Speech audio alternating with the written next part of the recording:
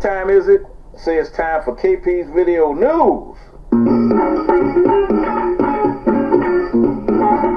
KP's Video News. It's KP's Video News, y'all. It's KP's Video News, y'all. That's right, it's KP's Video News, y'all. And I'm back.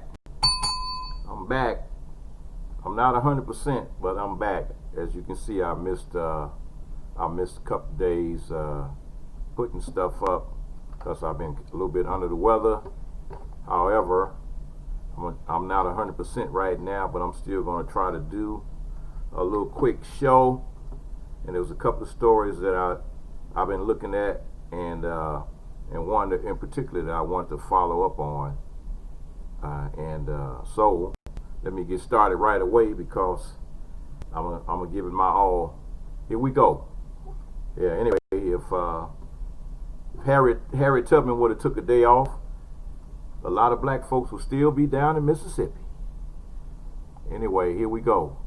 Colin Kaepernick signs a deal with ESPN. Colin Kaepernick was one of the first modern-day athletes to speak out on the issue of police brutality in the United States. His mode of protest created a controversial firestorm that his NFL career could not survive. Kaepernick led a players' movement to kneel during the national anthem before football games in 2016 as a way of protesting systematic racism. The former quarterback who led the 49ers to a Super Bowl appearance 3 years earlier had not appeared in the league since the end of the 2016 season.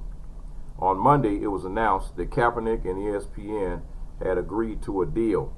The Walt Disney Company today announced an overall first look deal with Colin Kaepernick's production arm, Raw Vision Media. ESPN said in a press release, the partnership will focus on telling scripted and unscripted stories that explore race, social injustice, and the quest for equality. It will provide a new platform to showcase the work of black and brown directors and producers. The first look will deal with extend across all Walt Disney platforms, including Walt Disney Television, ESPN, Hulu, Pixar, and the Undefeated. Kaepernick will work closely with the Undefeated, which is expanding its portfolio across Disney to develop stories from the perspective of black and brown communities. Kaepernick's name was resurfaced following nationwide protests in the wake of the killings of George Floyd, Breonna Taylor, and Ahmaud Arbery, and others. During this unprecedented time, the Walt Disney Corporation remains committed to creating diverse and inclusive content that resonates and matters, said Bob Iger, Disney Executive Chairman. Colin's experience gives him a unique perspective on the intersection of sports culture, and race, which will undoubtedly create compelling stories that will educate, enlighten, and entertain. And we look forward to working with him on this important collaboration. And according to the release, the first project in development is a DOCU-SERIES chronicling Kaepernick's story over the past 5 years. It features several new interviews and never before seen footage. And this is the part that I like the best out of all that. Kaepernick has enlisted the help of Jamel Hill, previously worked for ESPN as a producer on the project, developing exceptional storytelling told through a wide array of voices as at the core of who we are at ESPN, said ESPN President Jimmy Pitaro. Colin has had a singular path as both an athlete and an activist, and as the nation continues to confront racism and social injustice, it feels particularly relevant to hear Colin's voice on his evaluation in the and motivations. Yep. Okay, here we go. So here we go now. So Roger Goodell made a statement, said, well, listen, if Colin wants to resume his career in the NFL, then obviously it's going to take a team to make that decision. But I welcome that supporter club making that decision and encourage them to do that. So Goodell is throwing it out there, that he would like to see Kaepernick join another football team. If one, the door's open if they want to do that, but we will see. And then here's a story out of Georgia, and the armed black militia challenges white nationalists at Georgia Stone Mountain Park.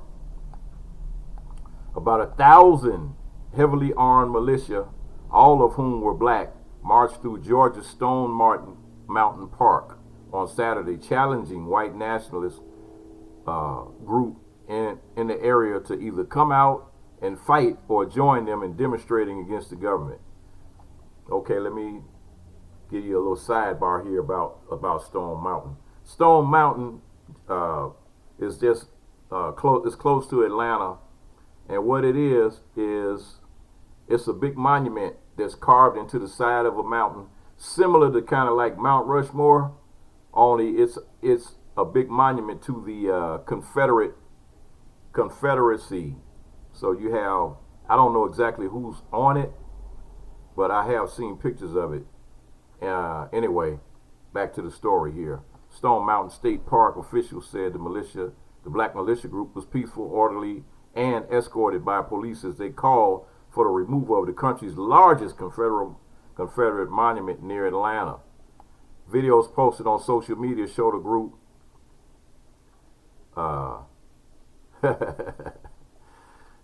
this is the name of the group, the Not Fucking Around Coalition, the NFAC, meeting at the massive 9-story quartz sculpting that depicts former Confederate President Jefferson Davis and Southern Generals Robert E. Lee and Stonewall Jackson.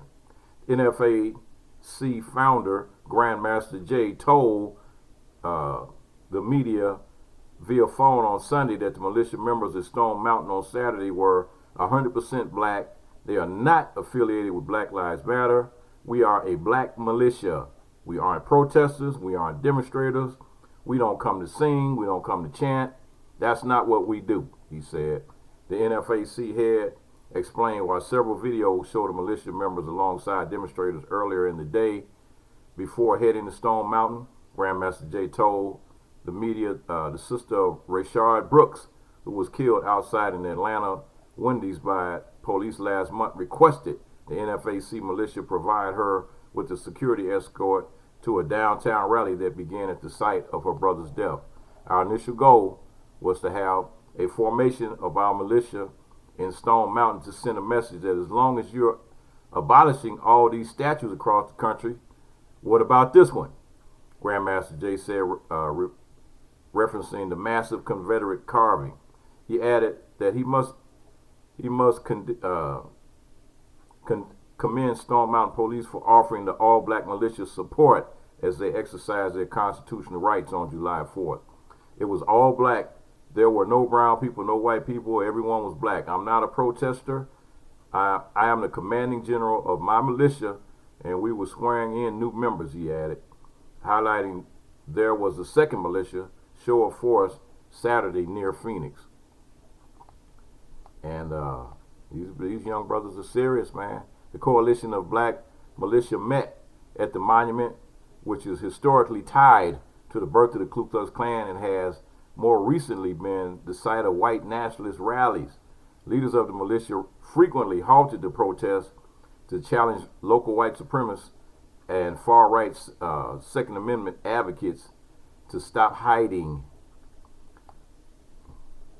I don't see no white militia. The Boogaloo Boys, the 3%ers, and all the rest of these scared rednecks.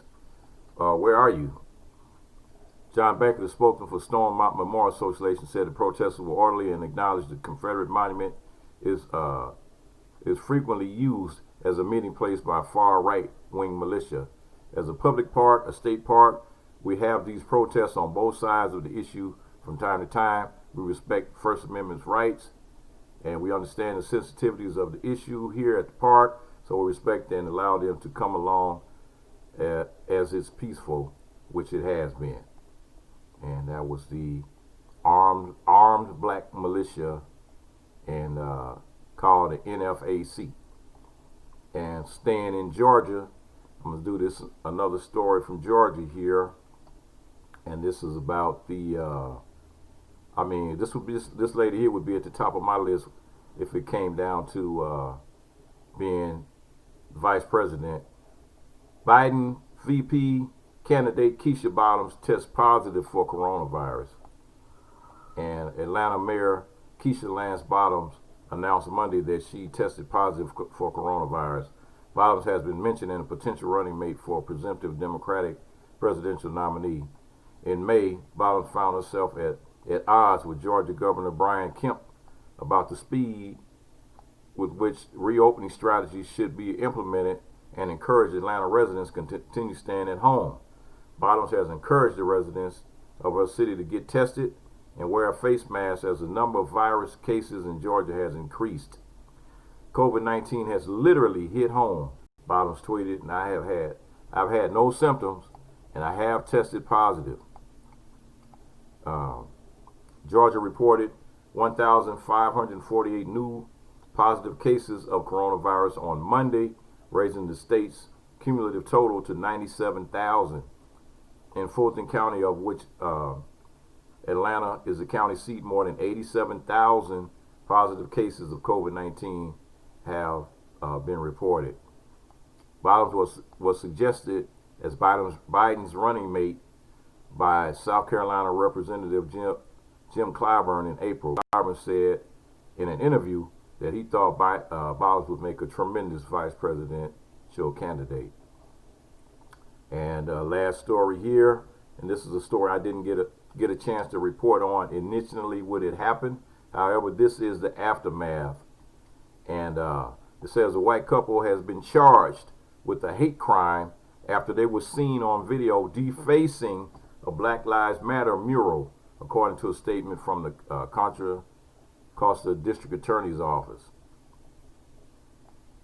And the two people identified by the District Attorney as Nicole Anderson and David Nelson were seen on July 4th painting over the B and L in the word black, which had been painted in yellow with black paint. In the video, the man identified as Nelson can be heard saying, "There is no racism, it's a leftist lie, and no one wants Black Lives Matter here." When a woman could be heard asking, "What's wrong with you?" the man replied, "We're sick of this narrative. That's what's wrong. The narrative of police brutality, the narrative of oppression, the narrative of racism, it's a lie."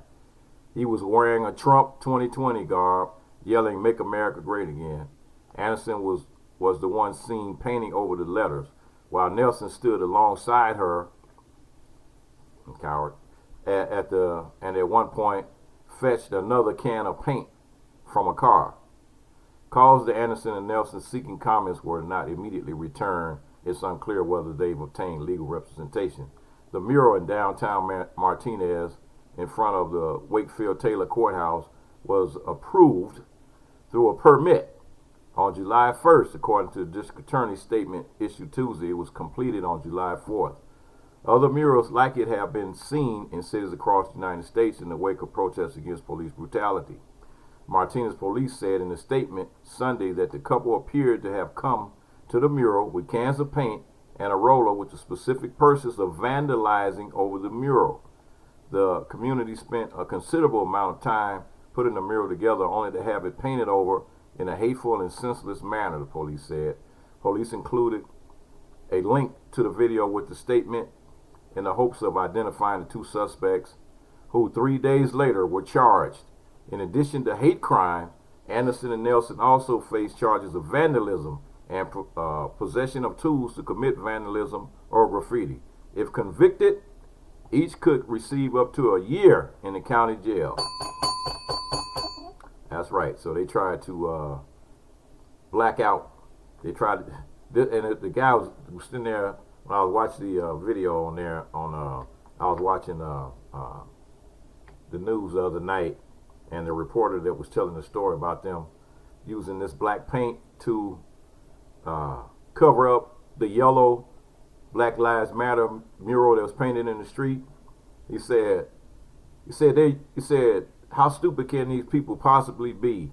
they're using black paint to cross out, to paint over the yellow B and the yellow L in the in the mural in the street, and said it makes no sense because all you doing is coloring in the yellow with black. So now you can still see it still says Black Lives Matter. Only now instead of yellow, it's just black now. Oh boy, some stupid people out here today. Yep.